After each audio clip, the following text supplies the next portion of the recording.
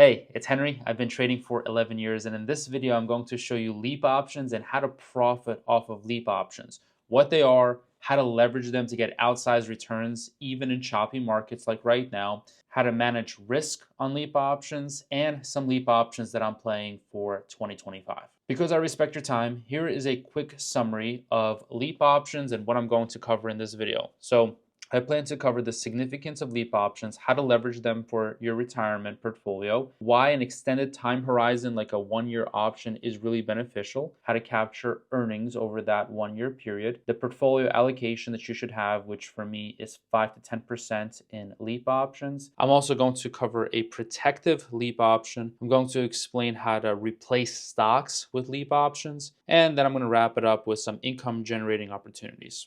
So with that being said, let me just show you how powerful LEAP options are.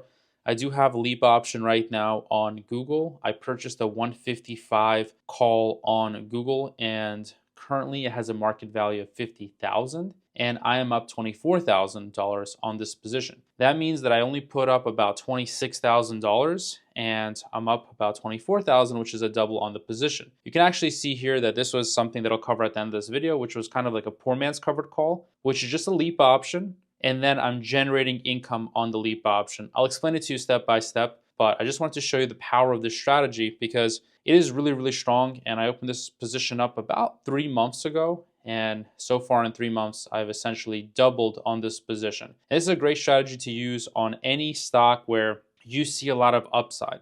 Okay, that could be Google, that could be Tesla, that could be Palantir. There's a whole lot of different stocks that you would want to do this on. The most important thing is that a stock is in a bullish upward momentum. Because what a LEAP option is, it's essentially a call option with a longer expiration date. So that expiration date is, 1 year out, or 3 years out, or 2 years out. Anything that's a year or longer is by definition what, textbook definition of a LEAP option.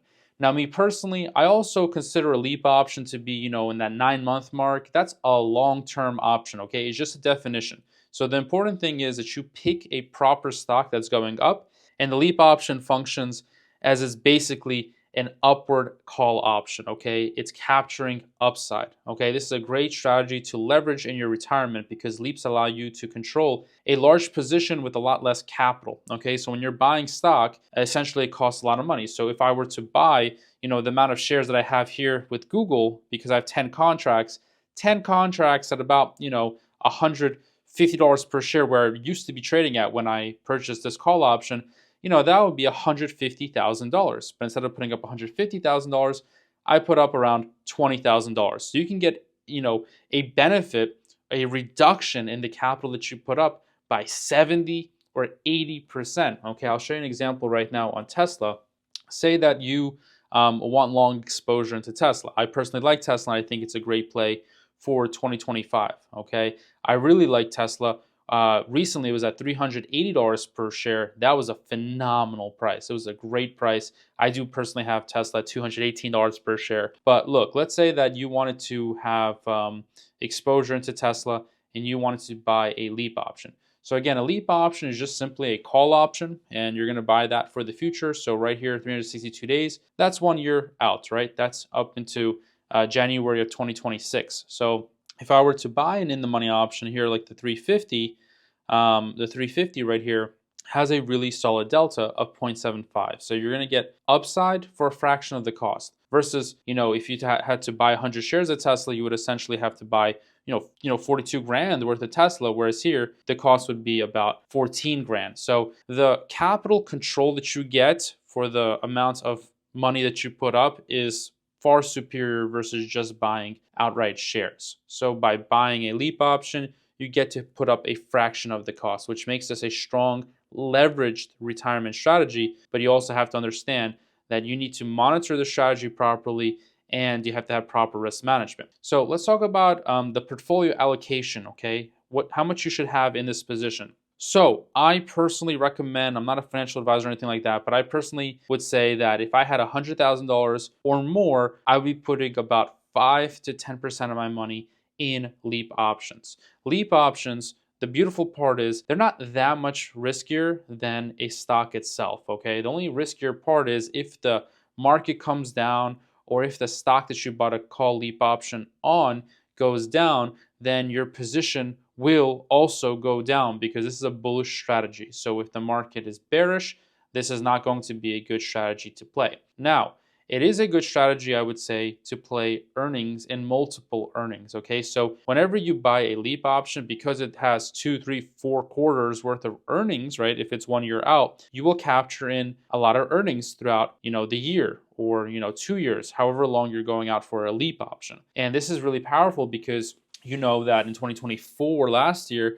there was a phenomenal return on tech stocks. 2025 is a good year for AI. So if you're buying a leap option and you have a good story for that stock that you're buying a leap option on, you don't even need the story to play out in 3 months or even, 2 quarters. You have a full 4 quarters or more for earnings to hit the stock. And obviously earnings drive a tremendous amount of stock appreciation if those earnings are good. So you have multiple periods of earnings where a leap option can perform very well, and you're not really getting hit by high implied volatility and IV crush. Okay, so typically if you're buying an option before earnings, you're going to see an IV crush post earnings. That won't really happen for a leap option because you have an extended time horizon. Leaps provide time for investments to play out without the pressure of short-term expiration and short-term volatility issues or really high, theta decay.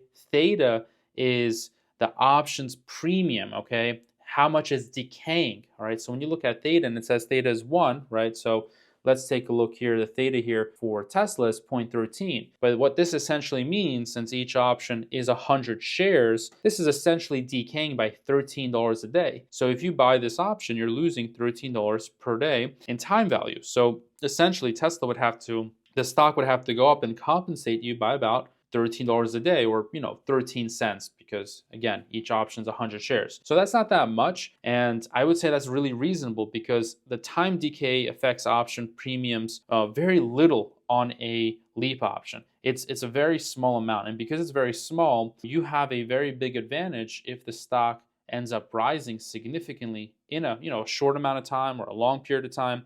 You have an advantage of both. If it rises in a short amount of time, you basically have very high exposure with the leap option because the delta is very high. You'll have a high profit, okay?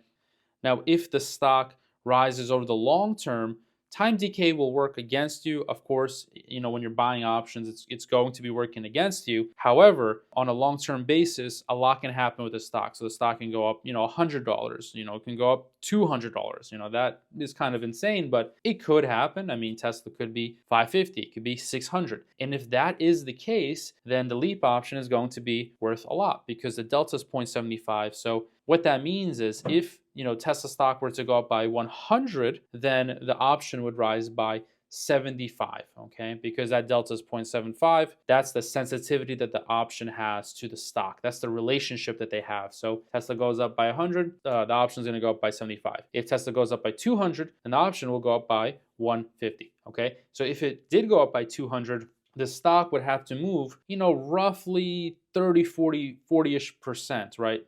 About 40% of Tesla's price. However, if Tesla went up by $200, okay, this would be a very big return for the option itself. So again, if Tesla went up by $200, this would be a 40-ish percent return from Tesla's current price, but the option would double, okay? So you get a really big leverage factor, you get a really big return because an option is leveraged, okay? When you buy a call option, you're not putting up the full amount of capital. So you have two benefits. You don't have to put up that much capital, and when the returns come, if you're right about direction, okay, that's very important, direction. If you have a good positive directional move, you're gonna get a very, very high return, okay? But I wanna caution you to diversify across multiple sectors.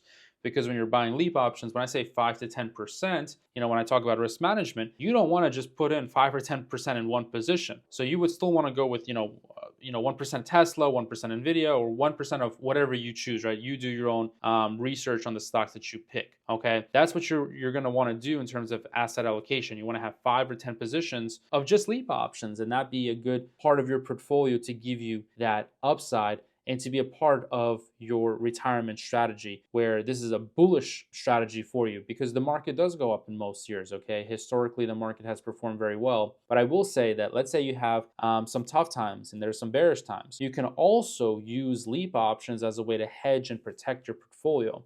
There is something called a protective LEAP put. Okay, so a protective LEAP put will actually help you hedge against a stock market decline. Now, real quick, I would say that 9 out of 10 positions, you want to go long call options, long leaps, okay? But at a 1 out of 10 positions, you can also do a protective LEAP. So a protective LEAP can protect your overall portfolio.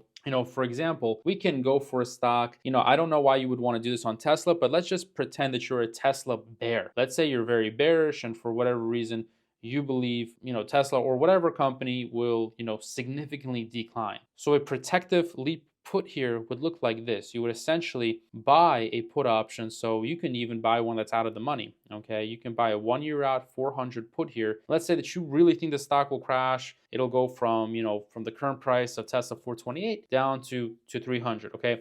This wouldn't be as profitable, but again, you don't have to hold the position until expiration. So if you wanted to do a protective put real quick, I want you to understand this. In case you do want to hedge your portfolio, in case we do experience some volatility, you would buy a put option here, okay, at 400. And essentially, it's very expensive. It is very expensive to buy options. However, what you can do is if your bearishness plays out over the next couple of months, and let's say you have a shaky 2 months in the market, this position would increase in value. So if Tesla pulled back, from 428 or whenever you're watching this video, and it goes down by $20, you're actually going to experience a gain right here, a 0.3 delta times the $20. So you're going to get a $6 gain. Well, a $6 gain is not that bad at all because the premium that you're paying here is $7,500, and the gain that you would get would be about $600. Okay, so in a month you can experience, or even a few weeks, you can experience, a 7-8% gain. So in 2, 3, 4 weeks, you can experience, 7, 8, or 10% gain. That gain you can cut. You can sell this position and you can create a short-term hedge, even with the long-term protective LEAP option. Okay. If it continues to go down, you can decide, hey, I'm going to keep holding this LEAP option. So it's very versatile in the sense that because it's long term, you're getting a long term advantage of you can hold it for a long time, or you can cut the position early whenever you choose. And if you decide to, close out the position, you can close it out for a 10% gain or a 20% gain in 1 or 2 months. So you can make a short term bet or a short term hedge in your portfolio. Now, moving on from hedging, I want to talk about stock replacement, because when I was working in the field in Wall Street and had my time there, what I realized is that many investors, especially the more aggressive ones, wanted more upside. Even if they had bigger portfolios, they wanted more upside.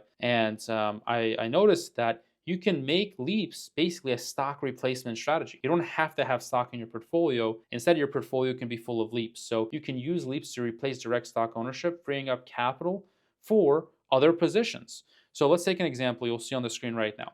Let's take Tesla at $420, per share, and let's say that we buy a LEAP option at the $350 strike. Okay, so for the $350 strike, we're gonna put up $10. Okay, so our break even will be $450 per share versus the $420 per share. So yeah, we have to have a little bit more upside on the stock to break even. However, because Tesla's at $420, if you were to buy 100 shares, you would have to put up $42,000. Instead, with the LEAP option, you only put up $10,000. So the amount of money that you put up is a lot less, which leaves you with $32,000 to diversify into other investments. So that's what makes LEAPS really powerful, is you can put up a lot less capital to still have the same bet, because any call option still controls 100 shares. So LEAP option is going to control 100 shares with a high delta. So when the stock goes up, dollar for dollar, you're also benefiting in a huge way. Now, whenever you hold LEAP options, you can decide to close them. And if you want to manage your risk properly, if they have a decline in price, let's say that the LEAP option declines, you need to make a decision. Do you still believe in the stock that you invested in? Because it's all about the underlying, okay? The LEAP itself is just your view on the stock's future. So if the stock has a decline, and let's say, going over some technical analysis, it goes below a key level, below a support level, below RSI, below Bollinger Band, below any of the things that I talk about in my other videos, okay? If it goes below that point, you can decide to cut your losses. You can set yourself a stop loss limit and say, hey, a 20% decline, I'm out. I don't want to lose any more money. I think that's a perfectly fine strategy for LEAP options. Me personally, I'm very confident when I do make a play. I don't make that many plays. So I select the highest quality plays that I have. And most of the time, when a stock declines, I continue to hold. And more often than not, I'm right in the long term, because the long term trend is really what matters. So, it can be very difficult. So you have a couple of choices. You can set a stop loss limit at 20% decline. You can hold the position and manually decide for yourself, hey, I'm going to close it at this price, and I'm also going to close it at this profit, okay? Or you can hold up until closer to expiration, especially if the LEAP option goes well into the money and it continues to be in the money, the delta is only going to increase. So that's what makes this a good strategy. And last but not least, you can actually generate income on a LEAP option by selling covered calls. I won't go over that in this video, but I do have a video on this strategy. This strategy is also really good because it uses LEAP options and very little capital, but it helps you generate income on those LEAP options. So that strategy is called a poor man's covered call. And I have a video right here for you to continue watching and learning how to leverage your money and create more income with option trading.